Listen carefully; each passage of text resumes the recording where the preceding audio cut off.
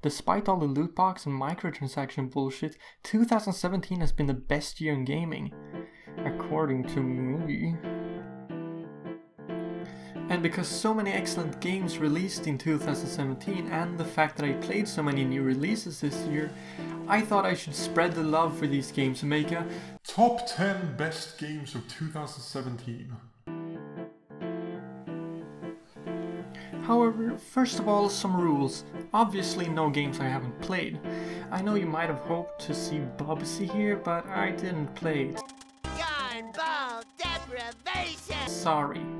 I keep to my region, so if a game was released in another region last year, but it wasn't brought over to Europe until this year, I'll count it as a current release. And no ports from previous years, even though a game perhaps released on a new system in 2017, Nintendo Switch, if it was released on any other platform in any years prior, it will count as a release of that year. I would like to give some honorable mentions to some of these ports. Firstly, Mario Kart 8 Deluxe. It's Mario Kart, I shouldn't have to explain what it is. However, this is an enhanced port of Mario Kart 8 on Wii U, and fixes some of the problems with the Wii U original, mainly the battle mode, which was played on regular racetracks, but now it's back to arena-like stages, a change that improves the game considerably. And then we have Stardew Valley.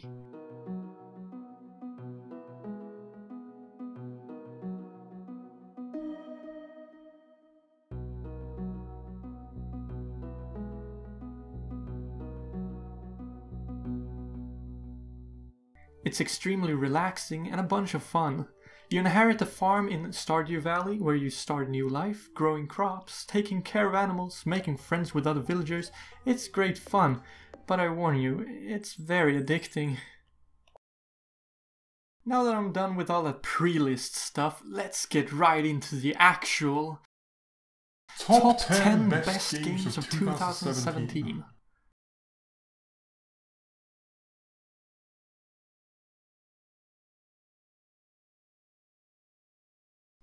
I'm not usually interested in games that have a greater focus on story rather than gameplay, and I don't think I've ever been sold on the story and characters alone for a game.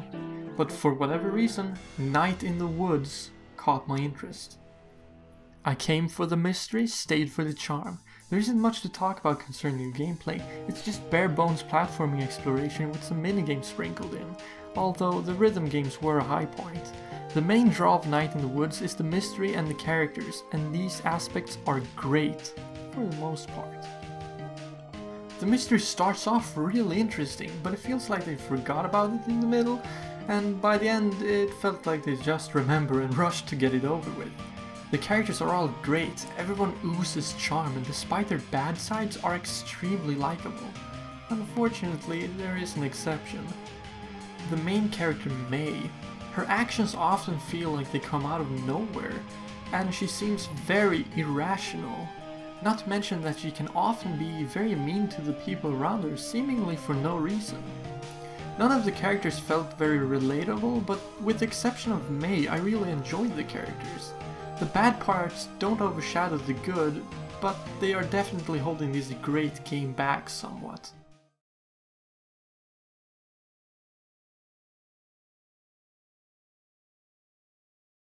Power certainly isn't everything. I honestly don't care if the game displays at 1080p or 480p. But some games work better if they have more powerful hardware to work with. Enter Gravity Rush. First released on PlayStation Vita, Gravity Rush was a really fun game where you run around and control gravity. The most fun was when you threw objects around or just seeing the destruction caused by your gravity shifting. But the Vita wasn't powerful enough to give you those opportunities very often. What if Gravity Rush got a sequel on the PlayStation 4? Gravity Rush 2. Released and blew me away. Now we have so much more to play with, so much more detail.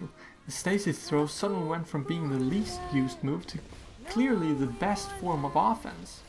For better or for worse. The game also felt more comfortable with itself, like the first game was the devs trying a new idea and then fully realized that idea in the sequel. Gravity Rush 2 improved on pretty much everything from the first game. I really wonder what they could do if they made a Gravity Rush 3 for a potential PlayStation 5.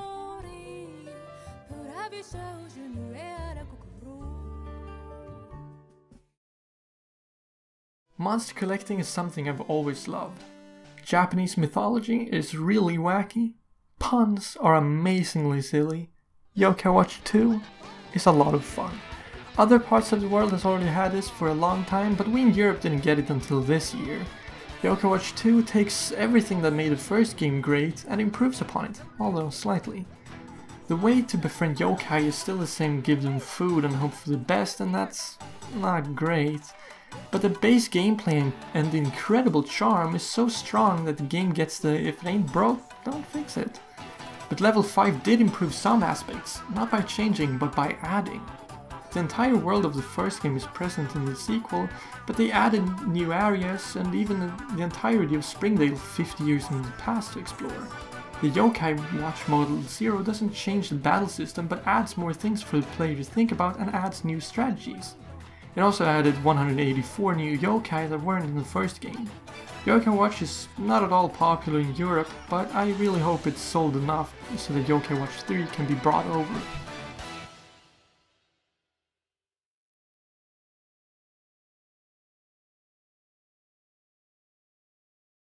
Monster collecting is something I've always loved. Pokemon Ultra Sun and Ultra Moon. Well, it's Pokemon. If you already played Sun or Moon, you might feel that this won't have enough new things for you to want to buy it again. You're not wrong in thinking that. Pokemon Ultra Sun and Ultra Moon doesn't add very much new in terms of main story or the gameplay.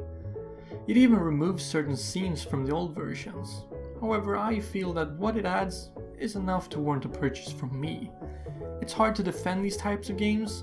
Parts of it feels like might as well have been DLC, but I have a feeling that Game Freak would get a lot of critique if they did that. In any case, looking at this game on its own, it's very much amazing. It's still the Pokemon we love, but with some of the best characters in the series.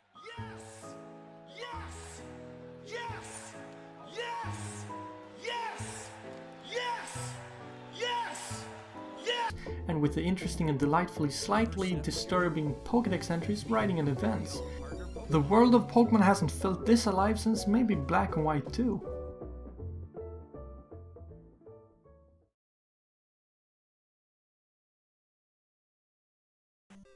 Zelda 2 was the odd one in the Zelda series. Mario 2 was the odd one in the Mario series. You know, Doki Doki Panic, not Mario 2. But this isn't Zelda or Mario. This is Fire Emblem Echoes: Shadows of Valentia, a remake of the second game in the series, Fire Emblem Gaiden, which is often referred to as the black sheep of the Fire Emblem games because it introduced a lot of features that weren't used again. I haven't played Gaiden, but that's what I heard. But Echoes certainly is different from other games in the series that I have played. At its core, it's very similar to other games in the series. You move your units one by one to fight enemy units in a cool RPG chess-like game. However, Gaiden was before the weapon triangle. They're like types in Pokemon: swords beat axes, axes beat spears, and spears beat swords. So therefore the weapon triangle is not present in Echoes, and I have to say, I miss it. Something else that Echoes changed up was bows. In other Fire Emblem titles, bows do critical damage against flying units, but in Gaiden, and therefore Echoes, they don't. This and the fact that they are generally weaker units balances out the insane range they have been given in Echoes. But most enemy archers, at least on hard difficulty, I don't know about normal, have the skill anti-flyer, which makes it so they deal critical damage against flying units anyways. So flyers just seem pretty useless in Echoes. The level design is the worst in the series. Way too many chapters are big open fields with enemies scattered around at seemingly random. But the game really shines in its excellent writing and voice acting. It's hard not to get attached to your units, and in Fire Emblem with permadeath, that's really important. There are also dungeons where the game becomes a third-person dungeon crawler, with typical Fire Emblem enemy encounters. While not especially complex, they did add a lot of variety to the game, and were a welcome addition that I hope that gets expanded upon in future games in the series.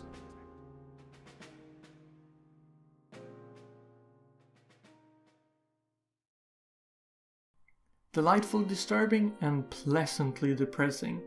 That feels like a fitting way to describe Nier Automata. While the parts of the game that goes to disturbing and depressing aren't especially delightful or pleasant in the moment, the game as a whole really does warrant that description. The game poses some extremely interesting questions about the human psyche and human logic, then proceeds to explore these questions to their limit. It's a hard game to explain. Sometimes it's a top-down shooter, sometimes it's a text adventure, but for the most part it's a very satisfying hack and slash. It feels like I shouldn't talk too much about it. I don't want to spoil anything, and to me, this is a game that you should go into pretty much blind. Just know, it's amazing.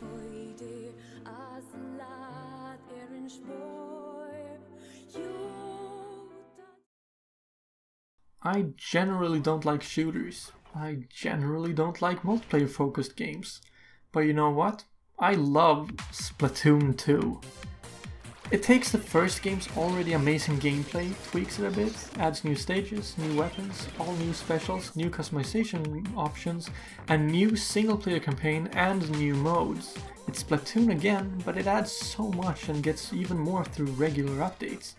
While some may not like the whole stages on rotation thing, where there are only 2 stages available to play on and the stages change every 2 hours, I really like this.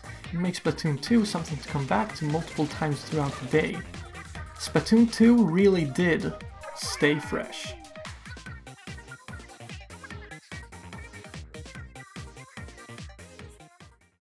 I started this year by playing Tokyo Mirage Sessions Sharp FE. It was my first introduction to the Shin Megami Tensei games and I kinda liked it. I felt like I wanted something similar but wasn't so sure about the main Shin Megami Tensei games, since I heard they were all post-apocalyptic games.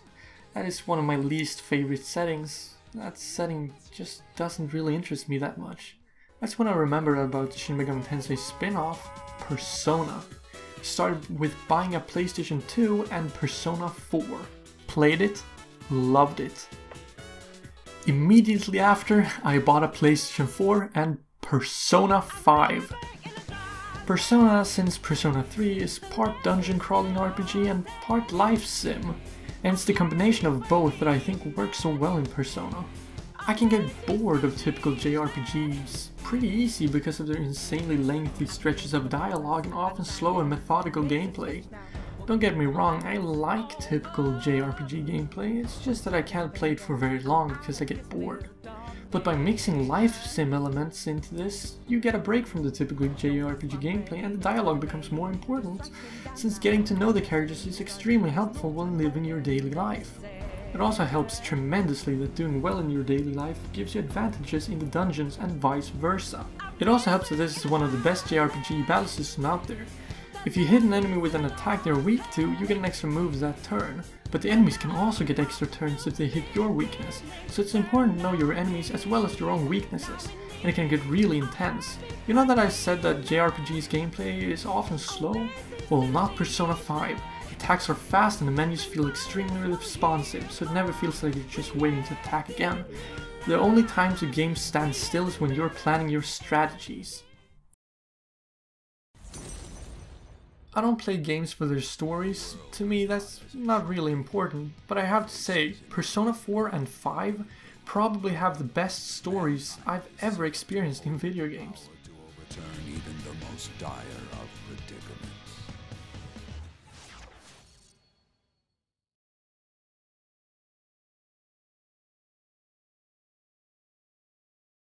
What's the most important aspect of any video game? Gameplay. The controls are on the forefront of the gameplay. It's important to get the feel right and have the game be responsive. I mean, what's the point of playing a game if it doesn't feel good to play? The play must always feel in control. Super Mario 64 still feels good to play even though the level design is my least favorite in the series. That's why Nintendo hasn't really changed up how Mario feels to move. They switched around with his moveset, but only very subtly changed how he feels. When I heard the new Mario would be looking to 64 for its level design, I was honestly worried. But I shouldn't have been. Super Mario Odyssey takes the open levels idea of 64 and seamlessly blends it with the ingenious Kisho Tenket's design of Galaxy and all the Marios after. By structuring Odyssey like this, the game almost feels like an open linear hybrid, taking the freedom of open worlds and mixing them with the crafted experience of linear games. Odyssey takes elements from pretty much all prior Mario games and adds its own ideas to make the ultimate Mario game. Like I was talking about earlier, the game controls beautifully. New to Odyssey is a roll that allows Mario to build up momentum, to run faster or jump higher. And then there's Cappy. Mario can throw Cappy to attack or capture enemies and objects. Capturing enemies helps a lot with variation and is used fantastically with puzzle solving. However, my favorite new action is to just throw Cappy to use as a platform or to quickly change the way Mario is facing mid-air. This may not sound that special, but by combining Cappy with all of Mario's other actions, you can get some crazy results. The game never forces you to do any advanced moves in order to beat it, but it's just so extremely satisfying to pull off a tricky jump that I often try to do challenges in different ways and flashy ways. Mario's marketing was right, this truly is a captivating adventure.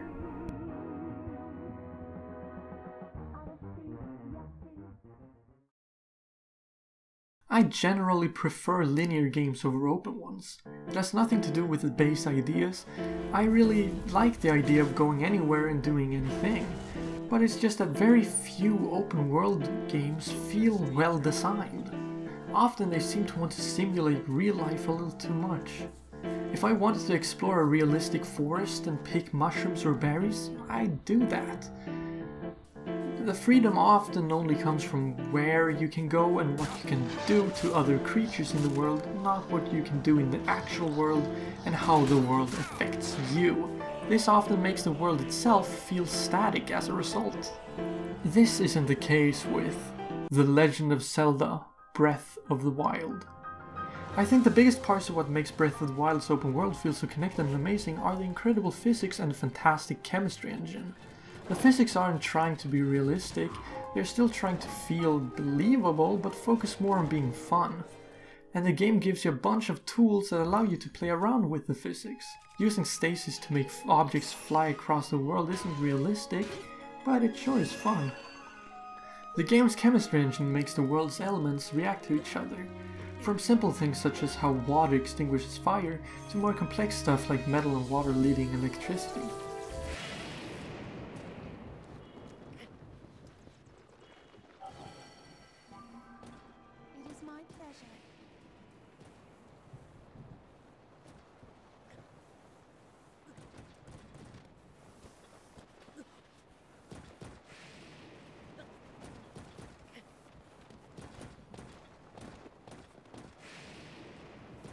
The most fun part of the game is when your weapons have all broke or are on the edge of breaking and you have to improvise in combat. Maybe you shoot your last bomb barrel at an enemy. Instead of wasting that fire created afterwards, you could with your parasail use the updraft of the fire crates to get high up in the air and use a drop attack on the enemies. The momentum you're falling increases the damage dealt. This kind of freedom and improvisation is what pushes Breath of the Wild from being a really good game to the best of 2017. So what did you think of my list? Did you agree or disagree with any of my points?